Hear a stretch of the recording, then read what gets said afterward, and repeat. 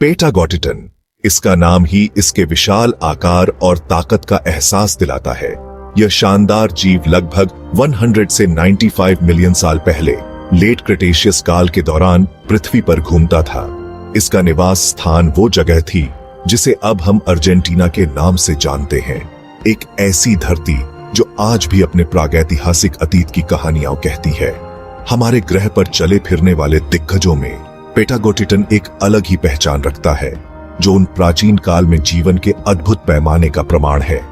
यह डायनासोर के एक समूह से संबंध रखता है जिसे टाइटैनोसॉर के रूप में जाना जाता है, जो डायनासोर की दुनिया के असली महादानव थे। पेटागोटिटन अपनी भव्यता में अकेला नहीं था। अन्य विशाल टाइटन्स जैसे अर्जेंटीनासोरस और ड्रेडनॉटस ने भी प्रागैतिहासिक दुनिया में अपनी जगह बनाई। ये दिग्गज पृथ्वी पर चलने वाले अब तक के सबसे बड़े जानवर का खिताब पाने के लिए एक मौन प्रतियोगिता में शामिल थे। इनमें से कौन सा महादानव वास्तव में सर्वोच्च शासन करता है, इसे लेकर वैज्ञानिकों के बीच बहस अभी भी जारी है। जीवाश्म रिकॉर्ड अतीत की बिखरी हुई फुसफुसाहट की तरह बहुत से संकेत देते हैं। प्रत्येक नई खोज में इन विशाल जीवों और प्रागैतिहासिक श्रेणी में उनके स्थान के बारे में हमारी समझ को बदलने की क्षमता है। एक ऐसे जीव की कल्पना कीजिए जो इतना विशाल था कि वह आज जीवित सबसे बड़े जानवरों को भी बौना बना देता था। पेटागोटिटन लगभग 37 मीटर या 121 फीट लंबा था। इसका वजन लगभग 69 मीट्रिक टन या 76 शॉर्ट टन था, जो 1 दर्जन से भी ज्यादा अफ्रीकी हाथियों के बराबर था। इसे समझने के लिए पेटागोटिटन एक बोइंग 737 हवाई जहाज से भी भारी था। इसका अस्तित्व ही स्थलीय जानवरों में आकार की सीमाओं की हमारी समझ को चुनौती देता है। ऐसा जीव अपने वजन को कैसे संभाल सकता था? इसे अपने विशाल शरीर को बनाए रखने के लिए इतना खाना कैसे मिल पाता होगा? भाग 4, विशालता के लिए बनाया गया।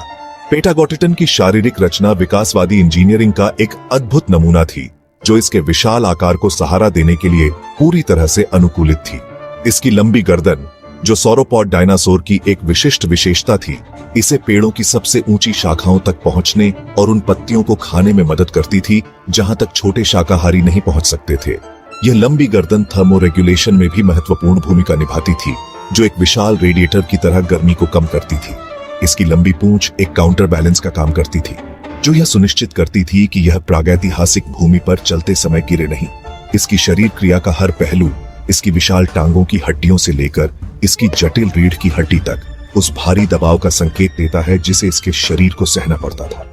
भाग 5, पेटागोटिटन पहेली, मेसोजोइक रहस्यों को उजागर करना। अर्जेंटीना में पेटागोटिटन के जीवाश्मों की खोज ने वैज्ञानिक समुदाय को हिलाकर रख दिया। ये जीवाश्म हड्डियां प्राचीन पहेली के टुकड़ों की तरह इन विशाल जीवों की दुनिया में एक अभूतपूर्व झलक पेश करती है। उन्होंने मेसोजोइक युग के दौरान सौरोपॉड डायनासोर की विविधता और प्रभुत्व के बारे में महत्वपूर्ण जानकारी प्रदान की।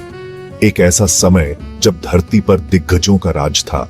जीवाश्म की हर नई खोज से हमारी समझ को और बेहतर बनाने में मदद मिलती है, जिससे इन शानदार जीवों के जीवन, व्यवहार और अंतिम भाग्य के बारे में और जानकारी मिलती है।